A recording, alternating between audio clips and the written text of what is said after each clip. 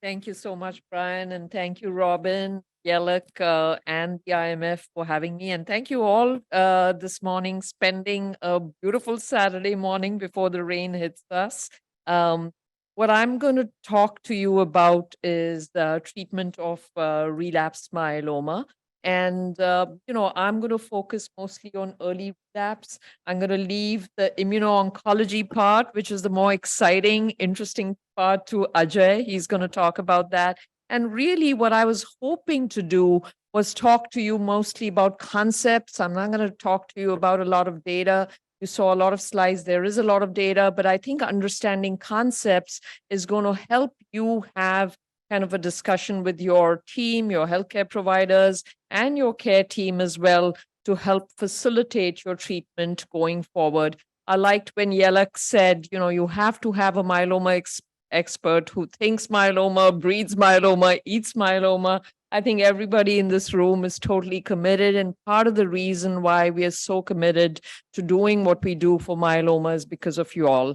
It is you're the inspiration which drives us to do what we do. So thank you for being here. And thank you for your advocacy for myeloma.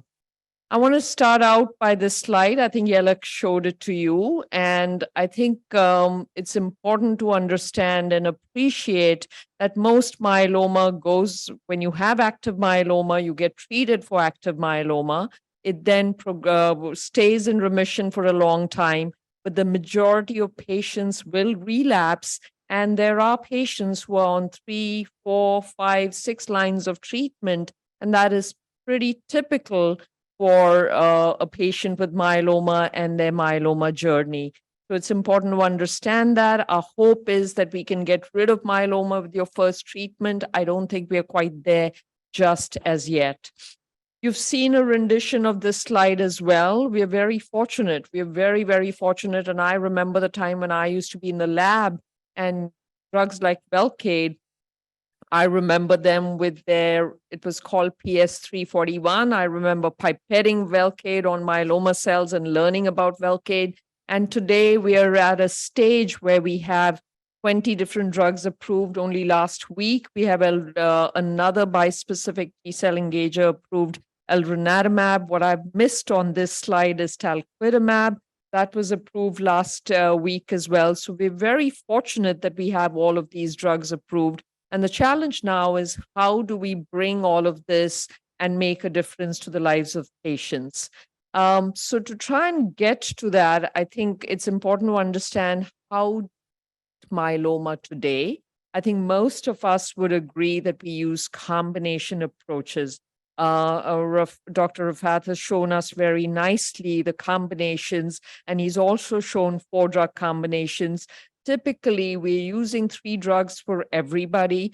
There's more of a trend now to use 4 drug combinations. So the addition of the monoclonal antibody to the 3 drug backbone is pretty standard in the context of myeloma. Even in the relapse setting, I think we have enough data now where we're using 3 drugs as combinations, and that seems to be better than 2 drugs. And as of right now, even today, continuous therapy is what's accepted treatment paradigm. You saw some nice data where we are beginning to stop treatment, and I think that is really the future.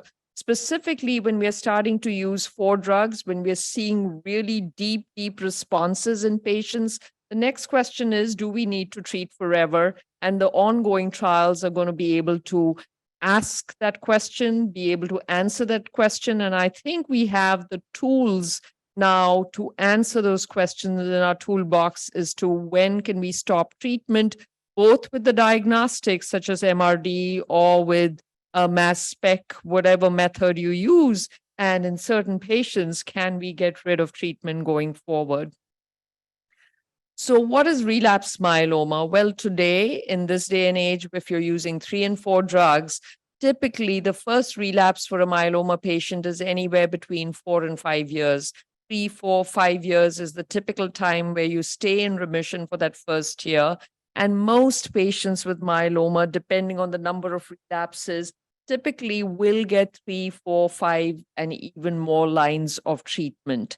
In the old days, we did say that the duration of remission kept going down with every new treatment. I agree with Dr. Dury completely. I don't think that's true anymore, specifically because of what we are using at the back end. In fact, we are seeing very high response rates, and Ajay is going to share some of that data with you. And with those treatments in very advanced myeloma, we are seeing remission durations, which I would have never imagined we would see. So I do think this paradigm of your remission duration keeps decreasing with every new treatment is also going to change. And how we treat you is really something which we should be thinking about in a personalized fashion. There are lots of factors which go into what treatment recipe should be used in that particular patient.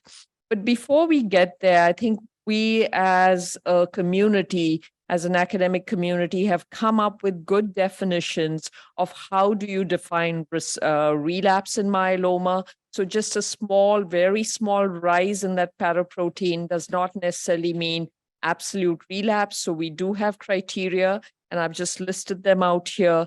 And it's important to really confirm that a patient is relapsing for actually changing that treatment. The other really important thing, and I think this is really important for all of you to understand, is you have to evaluate at the time of relapse as well. So blood work is important, and there are certain criteria that we use. There has to be a certain number beyond which your monoclonal protein or your serum-free light chains have to be going up. I think it's really important to do imaging as well. We had a lot of questions around imaging yesterday. And depending on your kind of myeloma, it's not like one size fits all. There are certain patients I would want to do a PET scan. There are others I'm just going to do a myeloma CT survey. There are certain cases where we would end up doing an MRI. The last bit is a bone marrow. As of right now, we actually just have the bone marrow. Wouldn't it be nice to get away from a bone marrow in the future? We're not quite there just as yet. And the big question here is, do you need a bone marrow at relapse? And I'm going to argue and say, as of right now, you do need a bone marrow at the time of relapse. And the reason you need that is not just to look at what happens to your myeloma, because with every relapse, there is some amount of clonal evolution going on in that myeloma. And it's important for us to know so that we can treat it accordingly. Ajay mentioned the 1114 translocation. Now, most translocations we talk about, 414, 1114, 1416, they're there from the get-go. They're there from MGUS. They're going to be there throughout your lifetime with myeloma. So it's important to know that you have them. Some of the other features, such as things like certain mutations, chromosome 1 abnormalities, NRAS, KRAS mutations, BRAF mutations, they will happen over time. And unless you do the bone marrow, unless you look for the bone marrow and these mutations, you may not be able to find other treatment options. We mentioned one treatment option, which would be personalized, which is the venetoclax. There are others, which happens in a minority of patients, such as a BRAF V600E mutation, can actually treat them with a BRAF inhibitor in that situation, if that is what's driving your cancer. And unless you look, you're not going to find. And if you don't find, you're not going to be thinking about these alternatives. So as of right now, I think we're still stuck with the bone marrow. We would like to move to a blood-based assay. And the hope is that we will be able to move to that pretty quickly. Now, what about at the time of relapse? When do you initiate therapy for relapse? And I think it's really, really important to understand that not every relapse requires immediate therapy. There may be a patient who's going from 0.1 to 0.2 to 0.3, 0.4, doesn't mean you have to jump to treatment. And I think understanding the kinetics of your monoclonal protein is really important. There are others, and Yelak mentioned in his own case, if he goes from 0.1 to 0.3, he's nervous, he has to look for bone disease. So everybody's myeloma is different. If your myeloma is completely asymptomatic and the rise of that protein is very, very slow, doesn't mean you need to start treatment right away. If, on the other hand, you present with relapse with sort of a bony complication, with kidney issues, with a high calcium level, that's a little bit of a no-brainer. Yes, we have to go in, and yes, we have to treat that. I think it's patients who have high-risk genetic features. If you start seeing the monoclonal protein going up, I'd be more nervous about those, and I would start treatment sooner than others. And that's where I think, there's a lot of science to medicine, but there's a lot of art to medicine as well. And this is where following patients and understanding their disease and coming up with a plan for you specifically is the key of how we take care of myeloma. Now, when you pick a treatment for myeloma, again, not one specific treatment fits all. And there are plenty of factors which impact therapy selection. So those could be obviously patient related. And when I say patient related, it's comorbidities, it's things like age, frailty, what other medical problems do you have? What are the side effects you've had from your treatment? Therapy related, if I'm planning on doing something to a patient, are you going to be able to tolerate that? What is the toxicity profile of the treatment that I'm going to be using? Do you have any residual neuropathy from your previous treatment? And am I going to worsen that neuropathy? So all of those factors need to be taken into account. And then finally, you have some disease-related factors as well. Is your disease causing more bony problems? Is your disease causing more kidney-related problems? So what are the best drugs that I could use in these kinds of situations? All need to be taken into consideration before picking the right treatment approach.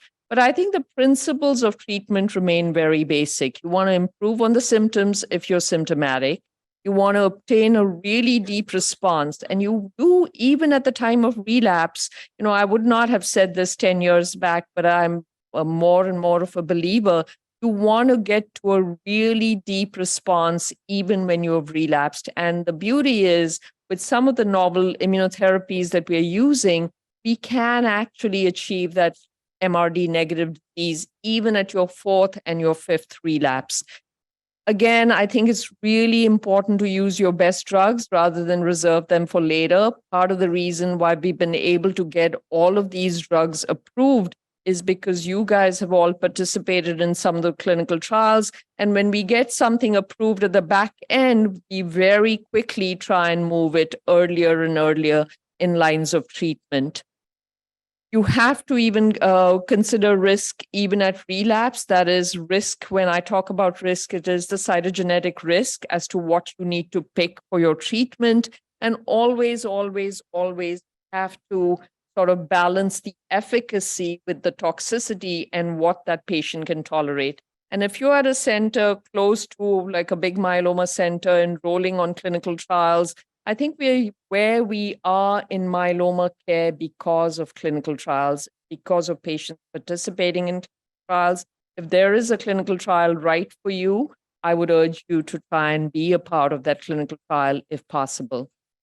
Now, the good news is we have a lot of different drugs. We're going to highlight some of them. We have several classes, and we've talked about them over the course of the last couple of days. We have the immunomodulatory drugs. We have thalidomide, lenalidomide, pomalidomide.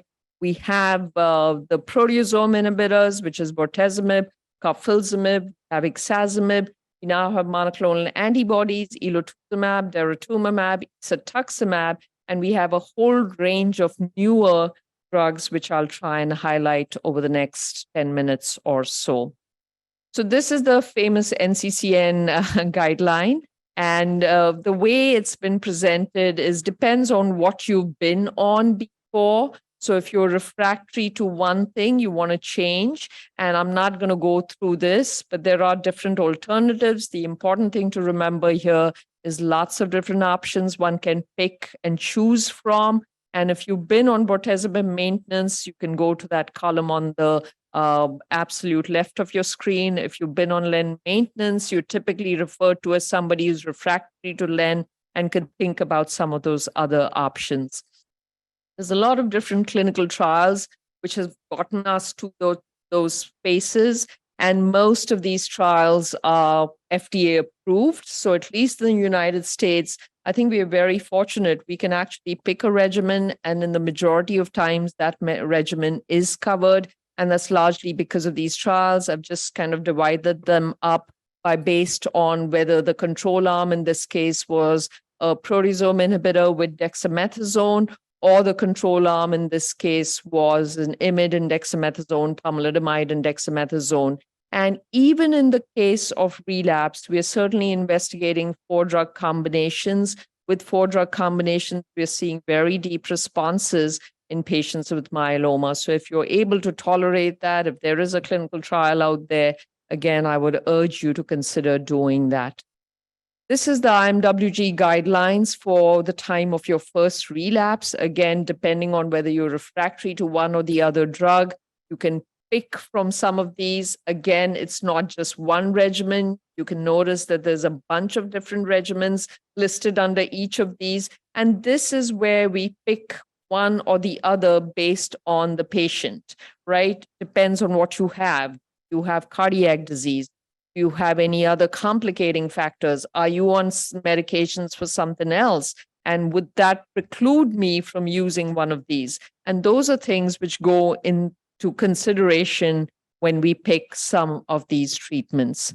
So again, we divide myeloma into patients who are having an early relapse versus late. The general principles are try and use drugs which you have with a different sort of mechanism of action, if at all possible. In the United States, the majority of patients at the time of their first relapse, you've been on lenalidomide maintenance. So typically you are len refractory. You have to pick something which is not lenalidomide containing. Typically use something containing pomalidomide or containing the other proteasome inhibitor called carfilzomib. In early relapse, what we do know that there are lots and lots of options, as I've shown you already. We have phase 3 data, that means confirmatory data on all of these options. And I think the biggest thing to take away from this is there is no perfect sequence. Every patient is different. We have to pick the right approach for that particular patient in this context of early relapse. What's new? I'm going to, as I've mentioned, the T-cell engager therapies and the CAR T-cell therapies, I'm going to leave for Ajay to talk about later on this afternoon. But I do want to mention a few other drugs which you could consider using at the time of relapse, even while waiting to go on to some of those immunotherapies.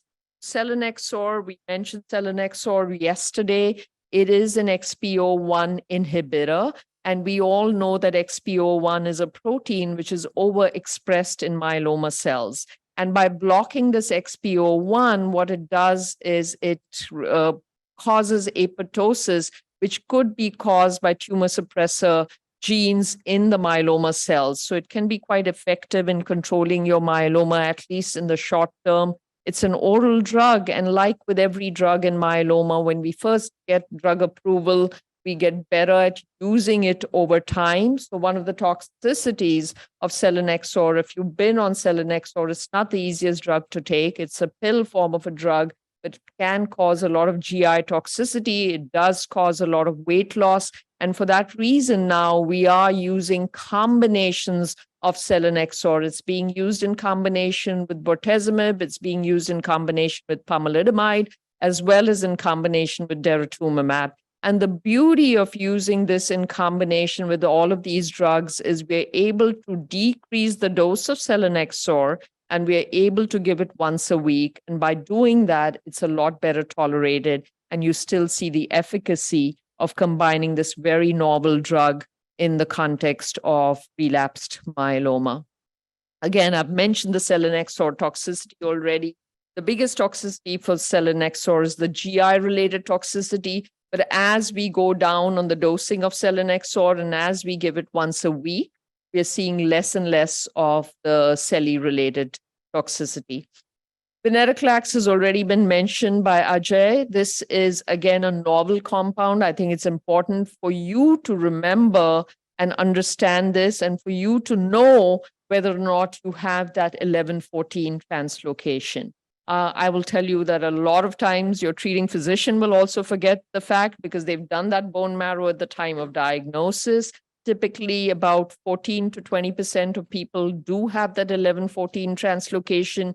If you have that 11-14 translocation, hold on to that. This is not yet FDA approved.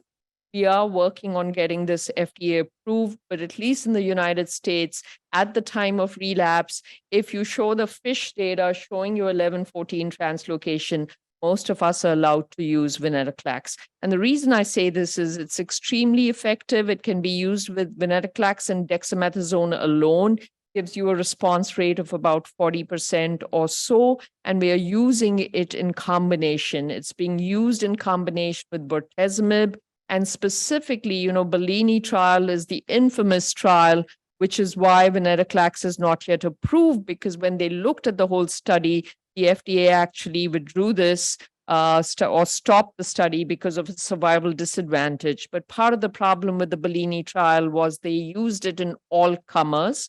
They did not use it in 11-14 translocated patients. And if you go by just the 11-14 translocated patients, their PFS was close to 3 years with venetoclax and bortezomib and dexamethasone. So again, underscoring the fact that if you have a specific genetic predisposition or a genetic mutation, which is responsive to a specific drug, that is what should be used in the context of myeloma as well.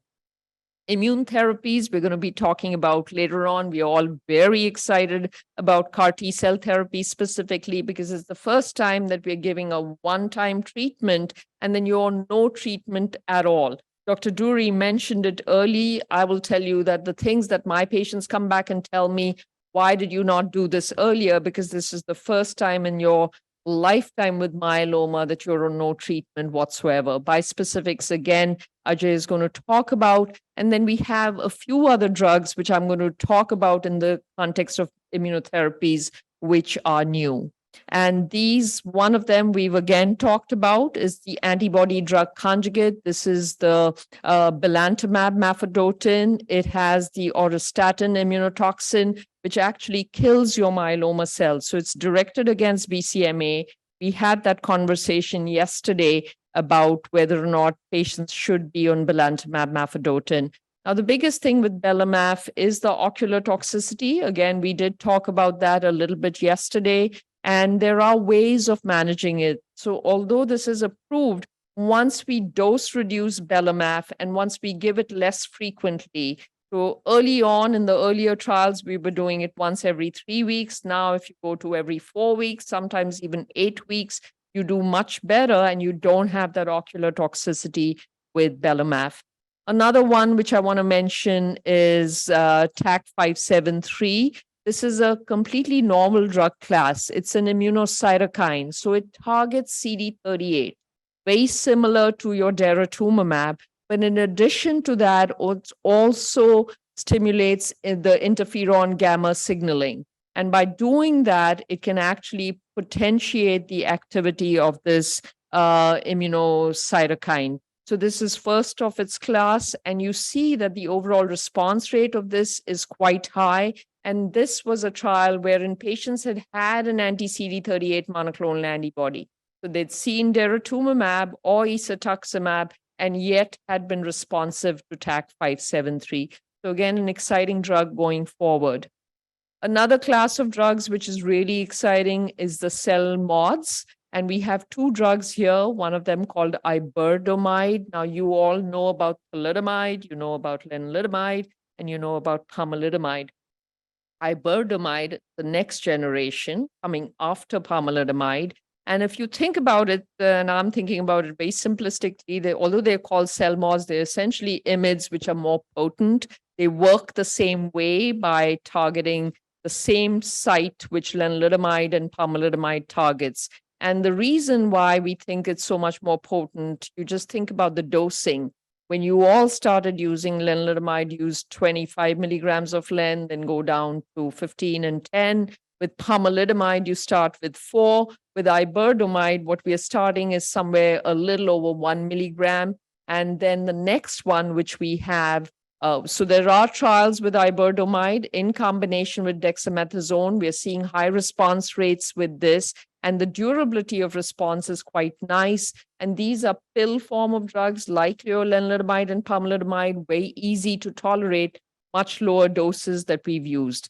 The last one is CC92480. This is called mezigdomide now, and mezigdomide is even more potent than iberdomide. And the actual dose of mezigdomide works very similar to your lenalidomide, pomalidomide. The dose is 0.6. So just think about it, 25, 4, 1, and we're going to 0.6. So we're getting to be more and more potent. Again, these are all oral pills, work extremely well in the context of myeloma. And given that their side effect profile is really quite good, they're very easy to combine with some of the other drugs like the monoclonal antibodies, etc. We've already done the first in human trial with this mezigdomide in combination with dexamethasone, seen high response rates in very heavily pretreated patients. And remember that most of these patients who got either iberdomide or mezigdomide had seen Revlimid as well as pomalidomide. So you were refractory to Rev and Pom and yet responded to either iberdomide and mezigdomide. And you can see that patients go on treatment for a very long time, some of them even beyond a year and 2 years on these treatments. I'm going to end by talking about some of the supportive care issues. And I think it's really important to continue to focus on your general health as well. We all know that with a proteasome inhibitor and with an anti-CD38 monoclonal antibody, you're at a risk for shingles. We do have the shingles vaccine now, which you're all able to take. The one caveat with multiple myeloma is we don't know how much of a response you're going to mount to the vaccine, but taking the vaccine is certainly not a problem. But most of you, if you're taking a proteasome inhibitor or a monoclonal antibody, and now some of the novel treatments as well, we would recommend using an antiviral such as acyclovir. With an IMID or even with the new cell mods that I mentioned, using aspirin for clot prophylaxis is important. If you have more than a risk for clotting, that's when we would think about anticoagulation. We've talked about corticosteroids, dexamethasone. I think one thing we all want to do in myeloma is try and be as steroid free as possible. And we've been able to do that with some of the new immunotherapies. But if you're on dexamethasone, important to be on things like omeprazole or some kind of acid reflux preventing strategy. Bone disease, we've talked about a lot. Your risk for bone disease doesn't go away. Over time, it still persists. So you need to be on a bone targeted agent, certainly can decrease the frequency, how often you need to be on it. We are just coming out of a pandemic and you're going to be seeing your new COVID shots coming out soon. There's talk about the RSV vaccine coming out as well. And the flu shot, I will tell you that everybody should be getting the flu shot. Try and get your COVID vaccination as well. We'll see what the recommendation on RSV is going to be. But if that's something which is being recommended, sure should be getting.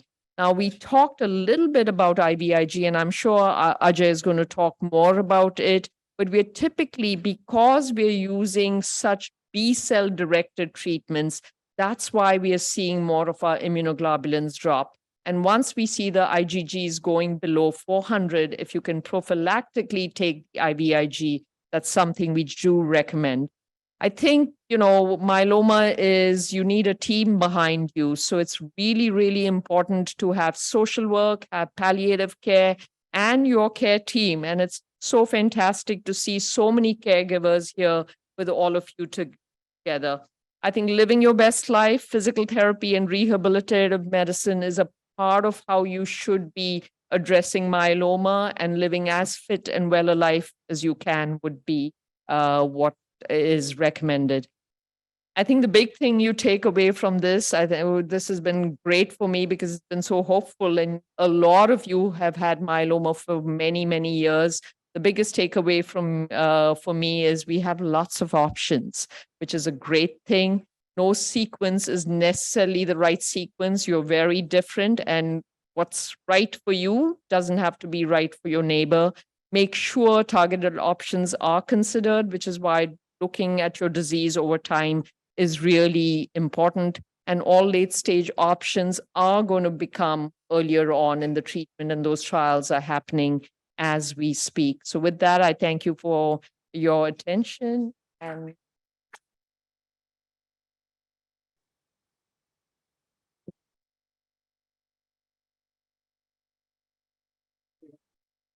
we have time for a Q&A, right? All right. So We're going yeah. to guys want to go on up there? make sure all of you have time for the panel questions here again. And if you don't mind, that just means your break is gonna be 10 more minutes delayed. If you need to get up and go, please feel free to do so. But these panel questions are so important. And I see we're starting over here with Sapna at number 4. All right. So thank you so much, Noopur, for that excellent overview about relapse management. Very important. Okay, thank you so much. I have a question about how the extramedullary myeloma complicates these treatments, whether they're the more established ones or the new and up and coming ones. Sure. I don't necessarily understand the difference between, like, you have the bone lesions, the tumors, and the blood component, and what that does to complicate the treatment. Yeah. So That's a great question. And, we are seeing more extramedullary disease, and that's largely because patients with myeloma are living longer. When we talk about extramedullary disease, is essentially disease outside of your bones. And, with some of these treatments, we are seeing that. It's always a little bit harder to treat. High-risk disease tends to have more extramedullary disease at the time of relapse. And that's why doing things like PET scans to pick up on the extramedullary disease is really important. What we see is with some of the immunotherapies now, we do see responses in those patients. And I think trying to move those earlier in the course of specifically high-risk disease is probably going to be the right thing, because it is something which is harder for all of us to treat. yeah. Something else. Yeah. I think Just to clarify terminology, I think medullary is within the bone marrow, paramedullary is extending out of the bone marrow, and extramedullary is not even related to the bone marrow. And so the worst, as Noopur said, is extramedullary, which the lesions are not even contiguous. So like a lymph node or a skin lesion. If there's a mass coming out of the bone, which some patients have, that's considered paramedullary, which is probably a little more aggressive than myeloma that's contained within the marrow. But that's why, yeah, imaging is key. For patients who have extramedullary, I like to get every 3 to 4 month PET scans. Insurance usually will approve it because there's no way to monitor those patients, and you cannot be falsely reassured by laboratory tests alone, because you do need that imaging. And in some ways, extramedullary myeloma is like solid tumors, right? So up till now, one of the nice things about myeloma is we can use blood tests to monitor, but our colleagues who treat solid tumors don't have blood tests. Those patients are getting imaged like clockwork. Extramedullary in some ways is like a solid tumor. right. So occasionally you can have a mass that you can feel in the tissues, but mostly we need those PET CT scans to know what's going on. Very, very important. Okay. Number 2. There's been a lot of talk about IVIG, and I understand I haven't had it, but I know some people have. It's like a 4-hour process to get the intravenous. My daughter gets subcutaneous IgGs every month. So I'm wondering, and that's only like an hour process, and she does it at home. So I'm wondering, why haven't the doctors started going to a sub-Q for their patients rather than these long 4-hour infusions of IgGs when you can do it sub-Q, just like Faspro, Darzalex Faspro versus Darzalex or daratumumab intravenously? Yeah, no, our recommendation is you could use either. I think we have somewhat old habits, and that's why we use the IV, but we recommend either or is fine. Subcutaneous is fine, and there's a lot of home programs which allow IVIG at home, and that's fine as well. I think the key is not everybody needs IVIG, but if your immunoglobulin is less than 400, there are certain patients, and I think Dr. Abner mentioned that yesterday, is, you've got your IgG myeloma, if you take out your M component and because it's not working, your immunoglobulin is not working. And if you're at a risk for infection, if you've had 3 or more infections during the year, get IVIG, but not everybody. But some of the treatments that Ajay is going to tell us about, I think more patients will require intermittent IVIG. And it's given in a preventative fashion. Correct. And I think Okay. IVIG, I think you can with your insurance company.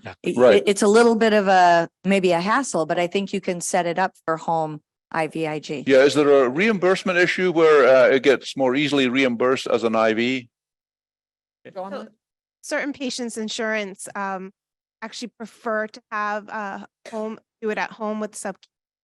It's sometimes just dictated what the insurance will and won't approve. Okay. All right. Other questions? We do have coffee coming at the end of the question, so I don't want that to motivate you, but Number 4, Sapna. Is 414 translocation still considered high risk? I've heard rumors that it could be not considered high risk anymore. right. Okay, this is a moving target. Do you want to comment? Sure. So, I think there's more data which will come out, and we'll again be looking at risk stratification. So there is some evidence that 414 on its own, not necessarily, but with chromosome 1 abnormality, yes. And the majority of 414 has a chromosome 1 abnormality, then makes it high risk. So we still consider it under high risk, but there is a new standardized definition of high risk, which will come out pretty soon. Right, right. And there is something which is called functional high risk. And I think that that is becoming more relevant because the treatments are changing. And so the magnitude of the risk is changing when you have treatments that are working better. It's not the same with the risk. And so functional high risk is, for example, if you relapse within the first year of your first therapy. So then no matter what the therapy is, this is not good if you're relapsing early. Getting away from the 414 or 1Q plus, etc. Just a quick plug. If you do happen to have 414 myeloma, there's a lot of exciting work and many companies are pursuing targeted therapies like equivalent of venetoclax. So please talk to your local center, myeloma center. Most of us have targeted 414 studies. Great. Yeah. Very good. Okay. Maybe something to consider too. The IMF is just starting a special interest virtual only support group for high risk. And so that could be something that would be helpful to you as well. A lot to talk about there. Yeah. Number 3. You had a slide that said use your best medicine early rather than reserve for later. How do you convince doctors who are treating pneumonia, which is a complication that used to be more prevalent, I think, for myeloma patients than today, fortunately, but it's still a risk. How do you convince those doctors to use the best medicine that is available for pneumonia rather than playing with something low level first and, the 2 or 3 better holding it back until it's too late? Right. So, well, this is actually this is a very interesting point. This is I've had these discussions where you present CAR T cell to the patient, you present bispecifics, and you discuss the benefits and the side effects. And then you present some combination of like the older novel therapies, and you discuss the efficacy and the side effects. And a patient will say, well, maybe I'll take that CELMoD trial, because there is this concern about some of the complications, despite the amazing benefit. I don't know. No, but I agree. I think that some of it is what's available versus not. In your case about the infectious complications that you're talking about, pneumonia, I think the ID doctors are a little more resistant, the infectious doctors more about resistance to different drugs. That may be why they're saving some of the more advanced antibiotics for if your pneumonia gets to a worse spot. But otherwise, in oncology, it's a different paradigm, right? Try and use your best drugs first and don't save them for later is the way we approach things. That may just be a difference in specialty. For antibiotics as well. Absolutely. Okay, I think we have our last question from some gentleman in the back. Oh, I'm told this is the last question, and it is not a technical question. And I'm asking advice from the panelists. As you know, African Americans are twice more likely to get myeloma, and their outcome is half as good as the other counterparts. Here in Los Angeles, about 9% of the population is African American, and here in this room, we probably have 3 or 4 African Americans. And if you go by 20% of the myeloma population today is African American, whichever way you want to cut it. We should at least have about 10 people here that are African American. And as much as we have talked about making progress in the African American community in clinical trial participation, we continue to struggle. What advice do you have for us as IMF and community organizers to change this trend? I don't know if Noopur, you want to start. Okay, so I should let you guys comment first, and then I can perhaps comment. But No, I think you bring up such an important point, Yellow, and I think what's happened is we've become increasingly aware of this, but now the next step is we've got to do something about it. So clinical trial participation is one thing, and that's where education is going to be absolutely critical.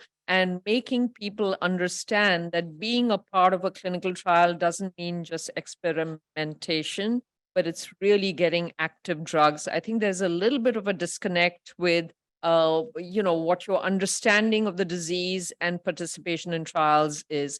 We need better representation. We need better outreach. And once we have all of that, I do think we have to take into consideration some of the things that we don't think about. I might want my African-American patient to be on a clinical trial, but physically it's not possible because he cannot stay away from work. So all of those factors over time are going to play into this, but unless we at least highlight them and discuss them, that's step one. And step two is do this outreach, which is so important to do. Right. So I fully agree. One comment that I'll make is that one large trial that was completed recently, the determination trial, which was BRD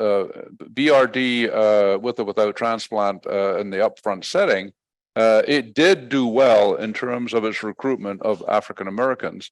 And the key thing that came out of that, which I think is supported by a lot of other data, is that actually with the appropriate time of diagnosis and with the appropriate therapy, there really isn't strong indications that African Americans do more poorly. In other words, in fact, there's a little bit of data that given timely diagnosis and appropriate early intervention, they may even do a little bit better, as a matter of fact. I don't know if anybody wants to comment on that. I think it's multi-pronged. There's the outreach part, which is educating the primary doctors. This is not a cancer that's prevalent enough like breast and prostate, where you can go to churches and do screening, right? So the primary doctors need to be educated for testing. Once patients are diagnosed, the VA study put it exactly what Brian said. When you give patients equal access, there's no difference in outcomes. So once you're diagnosed, hopefully one of the messages you're seeing is the importance of collaborating with an academic medical center. To the pneumonia question, some of the community doctors who treat myeloma very infrequently aren't able to keep up with the deluge of information. And so if you want those new therapies earlier, you need to be working in collaboration with an academic partnership. And then once patients are diagnosed, it's important to have patients advocates that are also look like the patients. And that means in the entire team, whether it's an IMF representative, whether it's nurses, physicians, we've done a terrible job in this country of having the healthcare force look like the patient population. So that's another. And then lastly, you need to pick the right sites. So at Sinai, 20% of our clinic population was African-American. And guess what? 20% of the study patient population was African-American. So if you don't pick sites where there's a large population, you're not going to get adequate accrual. So you've got to hit it from all of those different angles. And it takes a multi-pronged approach. And I just want to add to that, because we both worked at Mount Sinai, is key is access and going out into the community and, trying to form these relationships with patients, but also with our pharma, and getting the trials out to the people. Because if someone lives in Brooklyn and I'm on the Upper East Side in Manhattan, that's a 2-hour commute each way, not to mention tolls and parking, $50 to park in Manhattan. It's access and, time away from work and lost wages, and really breaking down, understanding the barriers to enrolling on clinical trials and breaking them down. And I think as large institutions that specialize in myeloma, we can do more by going out in the communities and building relationships. Right. I'll mention one other thing. There was a recent population analysis at the Henry Ford Hospital in Detroit, Michigan, which has obviously a high African-American patient population. And so they analyzed a couple of things. One was is there a delay in diagnosis? And there was. I think that this is a key thing, is that there was a delayed time to make that diagnosis of myeloma because tests were not reimbursed. They did not get that MRI, or they certainly didn't get a PET CT scan, and so there was a delay in the diagnosis. But the second thing they looked at was if a diagnosis of myeloma is made, was there a delay in getting started on appropriate frontline therapy? And actually there was not. And so if you get to that diagnosis, then there is a better chance. And then you're talking about these things that Donna was mentioning. Can we organize the time off work to get different things done? Can we get the patient to come into the clinic and things like that? But I think the outreach and the education of the primary doctors is the key thing to try to improve the outcome. And obviously in trials, I mean, we just need to do our best. Okay, I think that wraps up another excellent panel discussion. We will take about a 10-minute break. We'll ask you to be back here at 10:30, please. All right. Thank you. Thank you so much. Thank you.